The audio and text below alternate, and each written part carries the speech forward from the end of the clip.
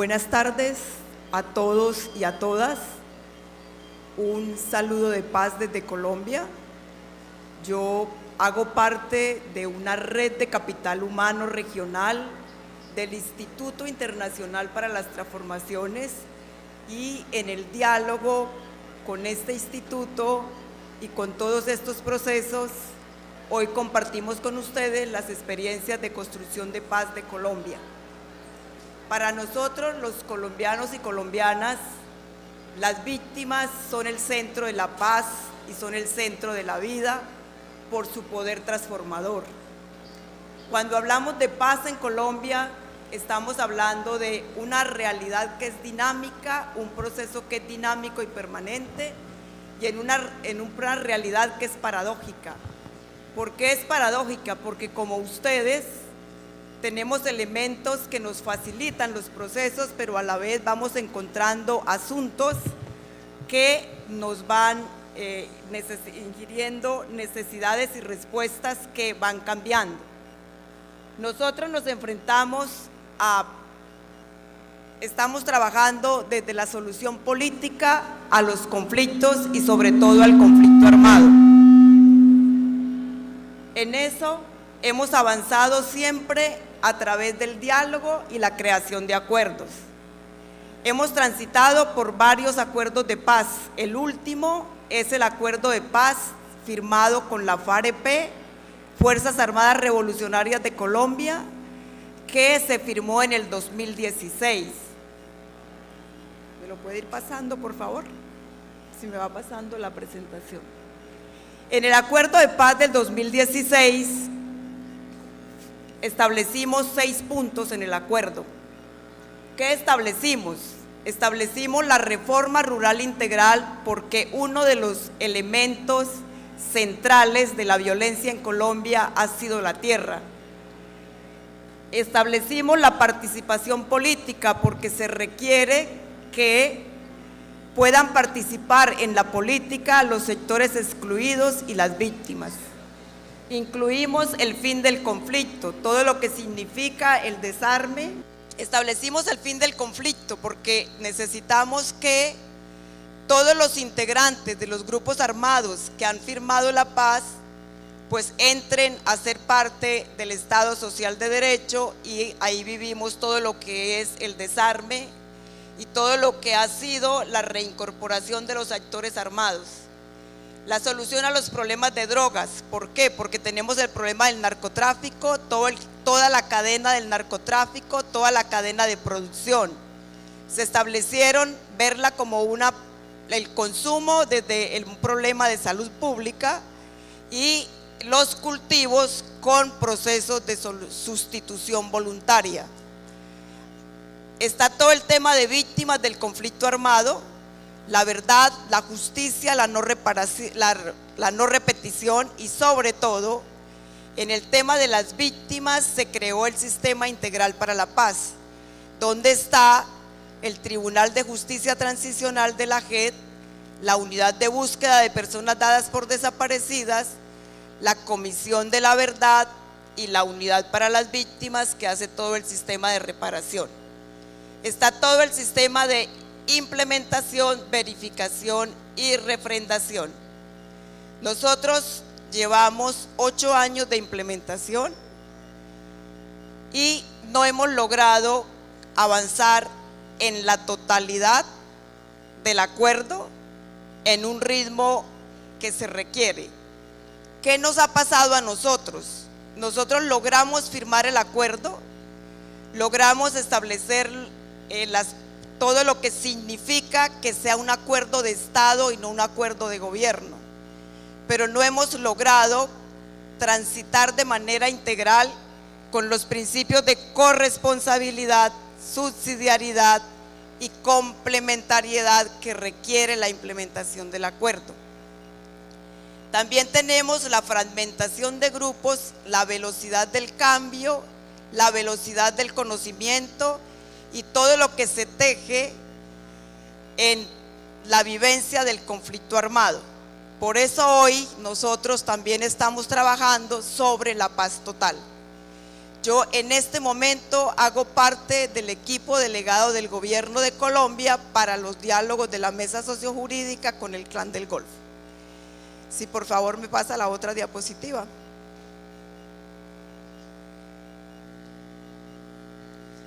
Entonces, nosotros venimos avanzando en todos estos temas.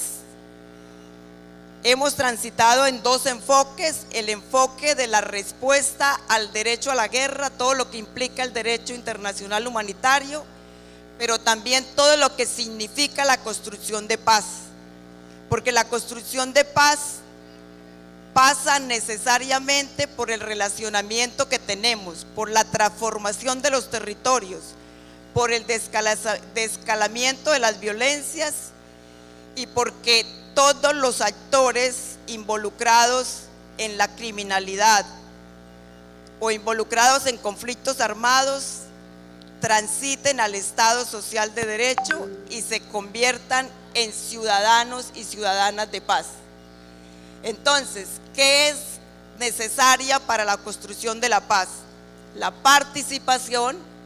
El poder de las transformaciones y de los territorios es la participación, la decisión de las comunidades y la decisión política, la incidencia política, las relaciones de confianza entre veredas, instituciones, organizaciones y comunidad internacional.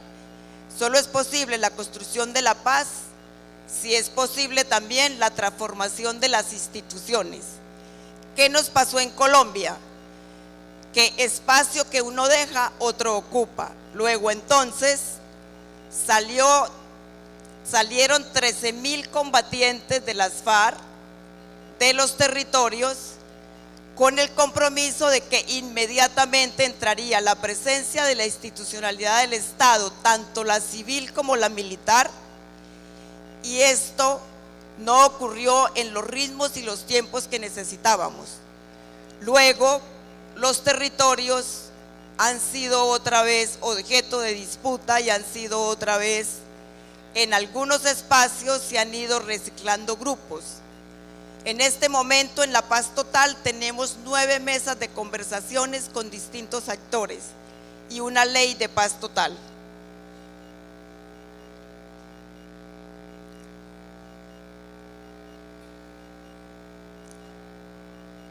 También tenemos, y es muy importante, la justicia transicional. ¿Qué es esto de la justicia transicional? También la conocemos como restaurativa, reparadora, restauradora. ¿En qué consiste? Pues cómo transitamos de la violencia a la paz, y ese tránsito se puede hacer sin impunidad, con una respuesta asertiva a los daños causados, a la convivencia y a la reconciliación. En Colombia tenemos justicia ordinaria, el sistema de justicia y paz cuando se hizo el acuerdo con los paramilitares autodefensas en el 2003, y tenemos la JEP. En este momento tenemos que mirar dentro de todo este sistema que tenemos, cómo en una salida política para el tránsito hacia el Estado social y de derecho, cómo tenemos que actuar jurídicamente para cada uno de estos grupos, porque tenemos los grupos que tienen toda la condición de actores políticos y los grupos que están enmarcados más en la criminalidad y la violencia. ¿Qué podemos nosotros compartir desde la experiencia de Colombia en el tema de víctimas? Nosotros en el tema de víctimas tenemos una política pública de víctimas. Esto es una política creada durante más de 20 años. Nosotros tenemos una política que tiene la prevención integral, la asistencia y la reparación. ¿Qué tenemos en la prevención integral? Está todo el tema de la protección física y mental, está todo el tema de garantías. En las garantías ahí tenemos todo lo que es la satisfacción, la reparación simbólica, la atención psicosocial, la no repetición y las herramientas para dar respuesta a todo este tema de prevención, así como ustedes también tienen aquí.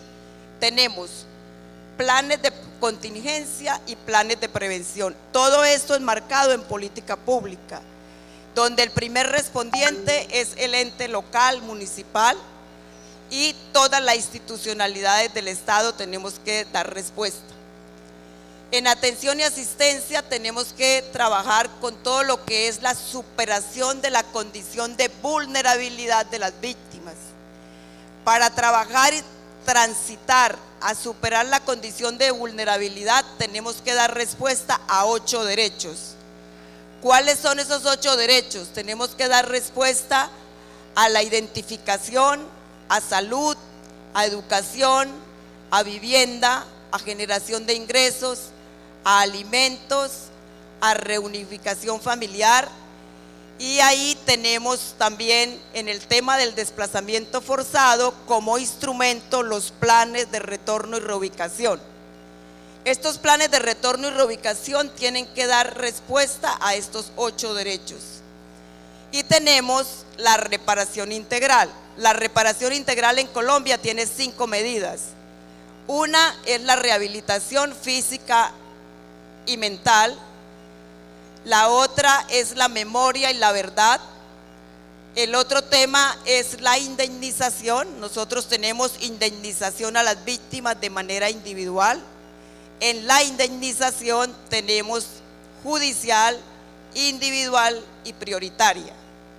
Prioritaria a las personas mayores de 65 años o que tengan enfermedades terminales como cáncer u otras que en el sistema de salud colombiano se colocan. Aquí que es muy importante en el tema nuestro, lo que hemos aprendido en el tema de víctimas, la indemnización ojalá no fuese individual, sino la reparación integral a su vida, a su territorio y a su condición, porque la reparación individual es muy difícil de cumplir porque nunca tenemos los recursos suficientes y porque a veces nos genera conflictos entre familias y conflictos territoriales. ¿Qué podemos colocar como los grandes aprendizajes del acuerdo de paz en este momento para nosotros? Es decir, todos los elementos que nos generan que necesitamos ajustarnos en qué, de lo que hemos aprendido. En todos los acuerdos los hemos hecho, hemos firmado, pero hemos tenido problemas para cumplir.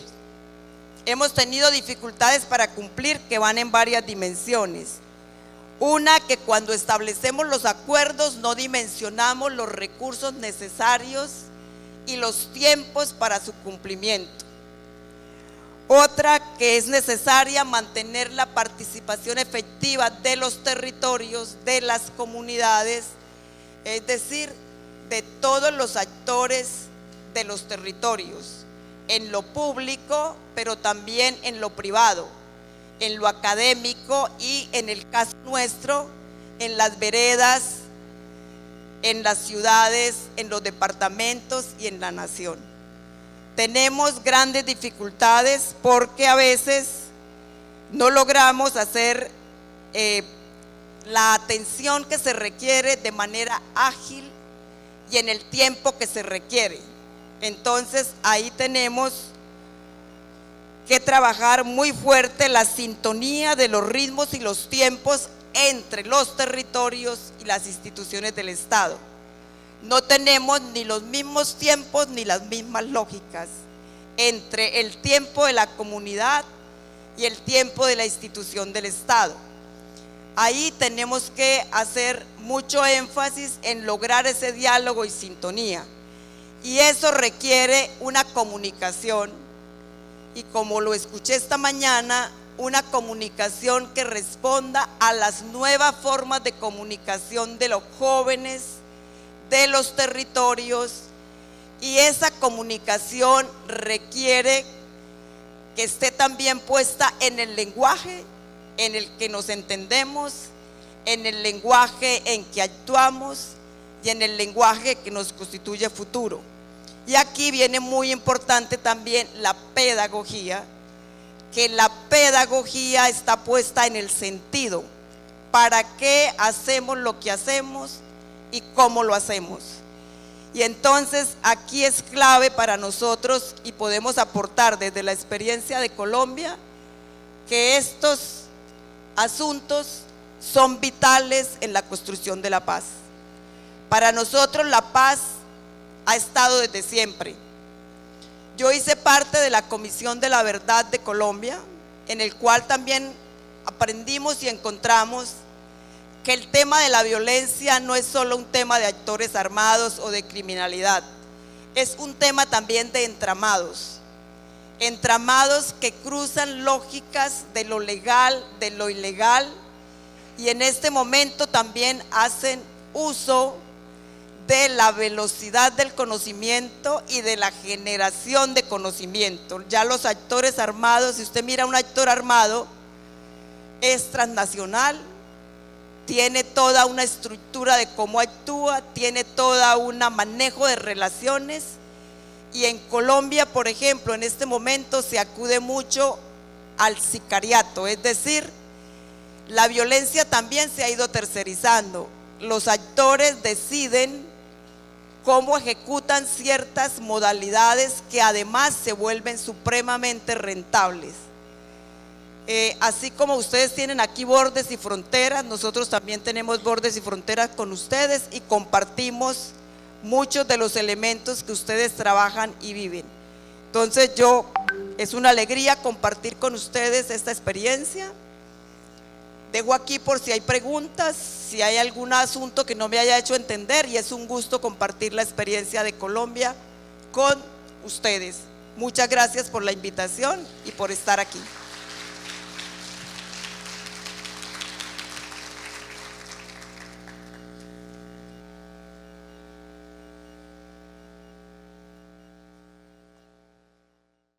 Bueno, muchísimas gracias por esa intervención. Creo que fue súper clara, pero además este intercambio de experiencia nos permite también tener una visión clara, sobre todo porque Colombia lleva muchísimos años en estos procesos de pacificación, ¿no? Entonces son una escuela que bueno, esta experiencia que acabas de exponer sí nos permite como que ir alineando algunas cosas que son indispensables y que lo has puesto en esta última diapositiva. Mi pregunta va en torno de que los procesos de pacificación, o sea, sobre el tema de narcotráfico específicamente en Colombia, tal vez no comienzan desde las mismas formas en las que hemos comenzado acá en Ecuador, porque Ecuador termina siendo como que un país de tránsito, ¿no? Y ahora somos un país de consumo. Entonces, adicional, ya no es solamente tránsito y consumo, sino que también por aquí se distribuye. Es porque tenemos puertos y desde aquí sale mucha carga hacia otros continentes. Entonces, en estos procesos de pacificación, que son distintos, cómo empieza en Colombia y cómo empieza acá en Ecuador, porque acá ni siquiera hemos empezado procesos de pacificación. Nosotros estamos empezando, o sea, esta ola de violencia que ya la veíamos venir, pero nace con nosotros con el tema de no dar respuesta al sistema carcelario, pero también a un montón de políticas públicas que no se hacían efectivas, ¿ya? Y la baja o el debilitamiento estatal en torno a la respuesta de la demanda social. Entonces, con todo este aparataje y en estas dos diferencias, ¿qué podrías recomendar hacia, no sé si Ecuador llegase a llegar a estos temas de pacificación realmente, porque siento que hay esta diferencia, ¿no? Estas diferencias incluso hasta políticas. Entonces, ¿qué se podría rescatar tomando en consideración ya lo vivido de Colombia y que sí, tal vez nos pueda servir aquí? Muchas gracias, Águeda, y también la pregunta de Joana se relaciona un poco con la que yo iba también a plantear, es que cuando tú hablabas de los actores armados, ¿no? Y hablabas de las FARC, inmediatamente nosotros nos aproximamos a nuestra realidad, que son los actores armados de estas mafias que tú dices que incluso ya están tercerizando sus actividades, ¿no? Que para nosotros son los que nosotros llamamos los GDOs, los grupos de delincuencia organizada, que están vinculados, como decía Joana, a un proceso más bien, digamos, de reciente historia al tráfico ya de drogas en gran escala y hasta convertir a Ecuador en el principal exportador de droga hacia Europa. Entonces, mi pregunta también es similar a la de Joana en este sentido, ¿no? Porque claro, en todo lo que nos has compartido hay un rol de todos los actores y hay también un rol de los actores armados que entran en estos procesos, ¿no? de diálogo, etcétera. O sea, ¿qué diferencia hay entre lo que tú, sé que estás muy poco tiempo en Ecuador, pero los grupos armados de Ecuador son estos vinculados al tránsito transcontinental de la droga, ¿no? De los carteles mexicanos, que incluso tienen conexiones globales, tú también lo decías, en otras partes del mundo, en Europa del Este, etcétera. O sea, en un proceso de construcción de paz, ¿no es cierto? Los actores tenemos roles, pero digamos, ¿qué rol tú verías en esta posición que tienen ellos, estos actores armados, en un posible escenario, ¿no es cierto?, de recuperación de la paz a través de procesos de diálogo? Bueno, aquí tengo dos intervenciones puestas sobre lo que significa todo lo que llamamos la cadena del narcotráfico, que va desde la producción, la comercialización y la transformación. Nosotros el narcotráfico lo iniciamos con grandes carteles, es decir, eran unos grandes carteles, Cali, Medellín, las disputas que habían, la inversión. En este momento, nuestro gran problema de violencia es la fragmentación de los grupos y es la manera como copan todo lo que es el entramado de rentas legales e ilegales, que no es solamente narcotráfico, sino que también son rentas de minería, rentas de pagos de seguridad. En varias de nuestras regiones, por ejemplo en el Magdalena Medio, uno paga extorsión hasta por la venta de un tinto, y son múltiples actores fragmentados. Y no solamente, es decir, cuando arrancamos era productor y a la vez era exportador y dueño de la exportación, luego la ganancia era muy grande. En este momento el narcotráfico ha cambiado y se está especializando. Entonces la producción, los que la producen ya no son los que la comercializan, luego las rentas, la venta, por ejemplo, de un kilo de base de coca en Colombia bajó de precio. Es decir, una cosa era en el 98, otra cosa es en la actualidad, está más o menos a 2.200.000, luego no alcanza a dar para la productividad. Pero ¿qué pasa? El rollo está en que se ha especializado el tránsito internacional, pero a la vez también se ha especializado las otras drogas sintéticas. Luego ya la cocaína, que es lo que producía Colombia, marihuana, ya no tiene el mismo mercado que tenía antes. Por eso han cambiado los tránsitos y por eso el tránsito con Ecuador. Entonces, cuando se hace todo este análisis de qué está pasando, cómo proliferan estos actores y cómo estos actores involucran a la comunidad y sus distintas poblaciones, sobre todo los más vulnerables, que son niñas, jóvenes, adolescentes. ¿Qué es lo que pasa y dónde estaría pues como el ejercicio de poder aportar para poder avanzar? Primero, en Colombia, por ejemplo, todas las disputas y grupos son de gentes de los territorios. Es decir, somos un conflicto de colombianos con colombianos, que no solamente se radican en la gran rentabilidad, sino también el poder que les genera y en el imaginario. Cuando uno conversa con desmovilizados, le dicen que no hay que desarmar solamente sus manos, sino su mente y su corazón, porque, por ejemplo, ¿qué es lo que nos pasa a nosotros con el narcotráfico y los grupos? Hemos firmado, los grupos regresan, pero el negocio rentable como tal no hemos podido desmontarlo. ¿Cuál es el negocio importante?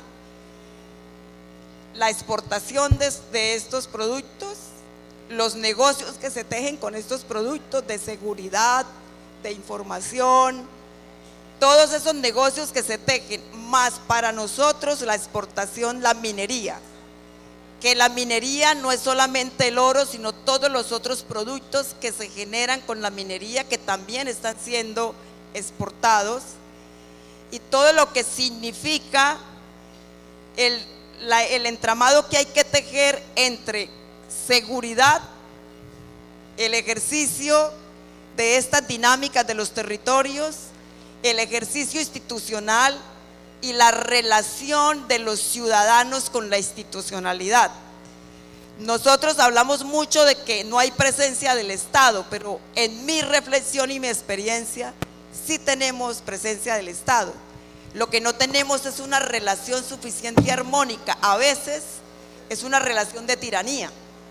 Entonces, no es solamente el problema del negocio, el actor, sino todo lo que se teje alrededor del negocio y el actor. Es decir, el actor se especializa en conocimiento, se especializa en técnica y se especializa en un actuar. Pues la comunidad y la institucionalidad también debemos de especializarnos, de conocer la actuación y de poner oportunidades, porque uno de los negocios más rentables de Colombia en este momento para grupos armados son el tránsito en las fronteras, por ejemplo el tránsito en el Darién, porque conocen cómo se hace el tránsito, cobran por el tránsito, protegen por el tránsito y cobran por estratificación dependiendo de dónde viene cada una de las personas que transitan. Entonces, ¿qué podríamos recomendar en el tema de la vulneración que tenemos los territorios para la actuación de los grupos armados? Pues ahí hay que atender lo que ustedes han transitado durante toda la mañana. Ustedes han mirado el tema de educación, han mirado el tema de violencia intrafamiliar, han mirado el tema de migrantes, han mirado la integralidad de temas, los tienen. ¿Qué hay que hacer? Continuar, porque el problema es tan grande que las respuestas no alcanzan a ser suficientes en el tiempo y la rapidez con la que avanza los grupos y el crimen organizado. Muchas gracias, es importante su intervención, la verdad que ha dado mucho que desear y gracias por esa información.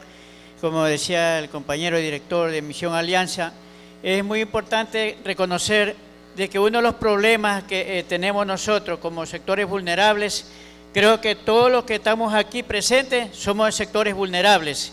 Y una de las partes fundamentales, el factor que realmente ha lastimado a nuestro país y que lo tiene en zozobra, es el falta de empleo de estos gobiernos que han venido transitando y que realmente no le ha dado oportunidad a los jóvenes, a las jóvenes a ser parte de una labor social para poder llevar el sustento, y es la cual que los EDO se están tomándose todo el territorio ecuatoriano por el asunto de cuestión de que por falta de empleo, falta de recursos económicos, y esto es lo que tiene nuestro país, que los jóvenes y chicas jóvenes están terminando de ser parte de esas bandas delictivas porque no hay otros recursos en que ellos puedan tener sustento. Entonces ellos se están aprovechándose de eso.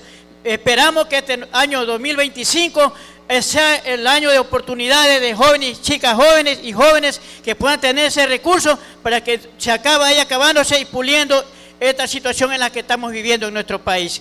Es importante reconocer lo que usted ha dicho en toda esta información que ha compartido con nosotros. Hemos sacado parte de esta resolución y pienso que la gente que realmente tenemos conciencia, tenemos que hacer que esto cambie. Y un gobierno que también se ponga al lado de nosotros para que como sectores vulnerables que existan y que entiendan nuestra necesidad. Nuestro objetivo es que nuestros hijos no caigan en esa situación, que tengan días mejores y eso esperamos. y gracias a su poder compartir esta experiencia, que realmente todo lo que estamos aquí estamos absorbiendo esto, y esto es lo que sale de mi corazón, y saber de que tenemos que tratar de que estas situaciones vayan por mejor camino. Muchas gracias. Bien, buenas tardes. Mi nombre es Jaime Sánchez y vengo del sector Monte Sinaí. Bueno, tengo una pregunta muy puntual porque usted nos enseñó y nos dio a entender de que la paz en Colombia llegó, pero no se puede terminar con el tráfico de drogas, ¿no es cierto? Es una pregunta muy puntual. ¿En qué nos ayudan las bases militares de Estados Unidos a Colombia? Creo que son 6, 7, 8, no recuerdo bien. Porque sabiendo que Estados Unidos es el que mayor demanda tiene en lo que es consumo de drogas, ¿no es cierto?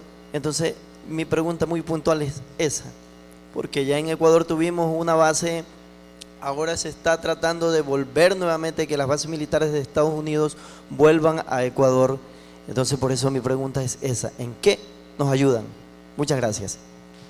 Bueno, pues nosotros en la cooperación con Estados Unidos desarrollamos Plan Colombia, que se desarrolló antes del acuerdo de paz.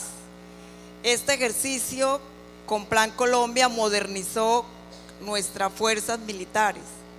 Entonces, el ejercicio de las alianzas y el ejercicio de la cooperación favorece, tiene elementos fundamentales, pero cada país, cada pueblo necesita garantizar su autonomía y su seguridad. Hay ejercicios que pueden hacer fuerza y cooperación, pero realmente yo soy una convencida de que la paz se logra cuando la decisión de las comunidades de construirla es irreversible.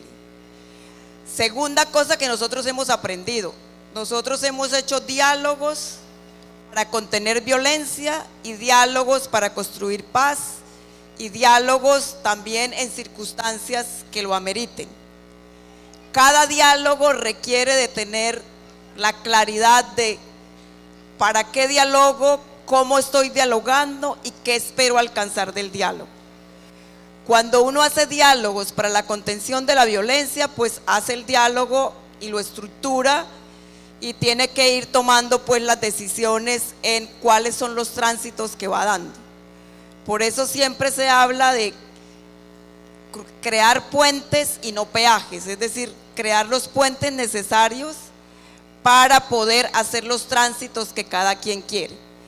En las 9 mesas que tenemos ahorita de diálogo en Colombia, tenemos diálogos con conflictividades urbanas en Medellín y en Quito. Y ahí se está haciendo un ejercicio de conversación y caracterización por los mismos chicos que están involucrados en estos grupos. Que también hemos aprendido que es muy importante el vínculo que se teje en la comunidad, que aquí lo llaman tejido social, pero también está el vínculo de la afectividad familiar y el vínculo del contexto. Luego, aquí se hace muy necesario mirar en cada momento de la violencia cuál es la estrategia que hay. Nosotros hemos vivido bastantes formas de protección. Nosotros hemos partido de espacios humanitarios, caravanas humanitarias, refugios humanitarios, mesas de dignidad conjuntas de acción comunal. También tenemos por un decreto de protección de comunidades los planes de autoprotección. Es decir, hay muchas maneras de ir generando esa sinergia y esa protección. ¿Qué hemos aprendido nosotros? Que se requiere la transformación territorial, es decir, que no puede ser un ejercicio aislado de hacer solamente acciones con determinado grupo, o sea, con las víctimas y los responsables, sino con la totalidad del entorno. Es decir, la relación de inversión social, la relación de la planificación y la relación de los gobiernos y la política, porque se requiere la voluntad política, pero también se requiere la planificación que no sea como que cada programa de gobierno define su prioridad y no recoge el acumulado que tenemos. En Colombia también nos pasa eso. Somos muy dados a, como decía un sacerdote, al cementerio de experiencias que nacen y mueren cada año, pero no las reconocemos o para proyectarlas y hacerlas sostenibles o para aprender de ellas. Buenas tardes, Águeda. Gracias por compartir tu experiencia. Me han surgido dos inquietudes. La primera, cuando hablabas del proceso de desarme, te has referido a las FARC, pero en Colombia es bien sabido que hay un proceso de militarismo, ¿no es cierto?, que cometió muchos crímenes de Estado contra el pueblo colombiano, y también de paramilitarismo, que nace desde la sociedad civil, de las haciendas, de los hacendados, de los poderosos, digamos, en una palabra, y agrede al pueblo colombiano. Entonces quisiera que por favor me dijeras o nos comentaras si el proceso de desmovilización también incluyó a estos aparatos represivos que no eran estatales o que eran paraestatales. Y la segunda cosa que me ha llamado la atención es el tema en tu comentario que decías que el sicariato es muy común todavía en Colombia. Nosotros lo vivimos aquí y efectivamente genera un dolor social, familiar, un dolor emocional enorme en la sociedad. Entonces me llama la atención porque si ha habido un proceso de desarme, un proceso de pacificación, ¿por qué la sociedad colombiana sigue armada? ¿Por qué se sigue manteniendo los sicariatos como mecanismos, entre comillas, de resolución de diferencias? ¿Qué pasó? O sea, ¿qué parte, qué vínculo no se tejió o qué práctica no se modificó y que tú creas que es importante tocarla, modificarla? Porque a mí sí me preocupa la libertad con la que ahora se manejan las armas, ¿no? Y que esto se vuelva una costumbre, como ponerse una gorra para el sol o llevar el celular al bolsillo. Si llevar un arma se convierte en una práctica cotidiana, sería muy difícil un retorno. ¿Cómo se hizo, si es que se logró algo, en este tema de la desmilitarización, del desarme real de la población? Muchas gracias. Mira, nosotros hemos llevado con el proceso de FARC 6 procesos de paz. Arrancamos desde el 90 con el M-19, el Quintín Lame, el RP, el EPL, arrancamos con todo lo que fueron en el 94 la corriente de renovación socialista, que era una fracción del ELN que en este momento está en diálogo, y nosotros hicimos en el 2003 al 2006 el proceso de justicia y paz con las Autodefensas Unidas de Colombia, en el que se desmovilizaron 30.000 personas, dejaron las armas e ingresaron a ser parte del Estado Social de Derecho. Y de las FARC tenemos cifras de 13.000 firmantes de acuerdo de paz que entraron a la vida del Estado Social de Derecho. En este proceso de desmovilización y desarme, por ejemplo, de las FARC, el 86% de su gente se mantiene viva en el acuerdo de paz. Otros han hecho tránsito a otros grupos, pero en Colombia tenemos tránsito a grupos armados desde el EPL, es decir, el único que no tenemos tránsito ha sido del M-19, pero hemos tenido tránsito a infinidad de grupos desde el EPL hasta la fecha. ¿Qué es lo que considero yo que ha pasado? Barranca Bermeja, donde yo vivo, en este momento llevamos más de 150 asesinatos, todos han sido asesinatos de jóvenes en la modalidad de sicariato por encargo y asesinato a domicilio. Es decir, a uno en la puerta de la casa es donde lo asesinan, y casi todos han sido jóvenes. ¿Qué pasa en la experiencia que nosotros llevamos? El entramado se hace muy difícil porque el entramado tiene relaciones entre lo legal, lo ilegal, entre el control, el no control, entre el negocio, entre la vulnerabilidad y entre también el deseo. Eso no es un entramado de una sola cosa, es el entramado de muchas cosas, de muchos asuntos que pasan por el dinero rápido, que pasan por la necesidad que tenemos también algunas personas del reconocimiento o del poder que tenemos. Entonces, nosotros, ¿qué estamos viviendo en este momento? Nosotros estamos viviendo muchísimos grupos, fragmentación de muchos grupos. Las disidencias de FARC acaban de fragmentarse, ya no hay una, sino hay más de 5. Cada quien va organizando la manera. Entonces, ¿qué pasa con eso? Aquí vienen asuntos no resueltos entre los mismos grupos, es decir, uno se pregunta, ¿quiénes son los asesinos de los firmantes del acuerdo de paz? En muchas ocasiones son las mismas disidencias de sus grupos por conflictos no resueltos o temas no tratados. Y también lo que significa el poder y la renta y el entramado que se sigue tejiendo. Por eso yo decía que nosotros hemos logrado desmovilizar grupos, hacer entrega de armas, reconectarlos, pero no hemos logrado llegar al entramado de las rentas que generan la rápida ubicación de la violencia. Entonces, ¿qué necesitamos nosotros? Encontrar cómo se hace el desmonte del entramado, porque negocio que uno deja otro y espacio que uno deja otro ocupa. Y como son tan rentables, estamos en el uno va y el otro transita y el otro se regresa. Lo dejaría ahí, son muchos factores, no hay una sola respuesta. Nosotros no lo hemos podido resolver, lo estamos trabajando, lo hemos intentado y no vamos a renunciar a la paz. La paz para nosotros es un derecho y es una decisión, en medio de que tenemos que seguir trabajando en ella.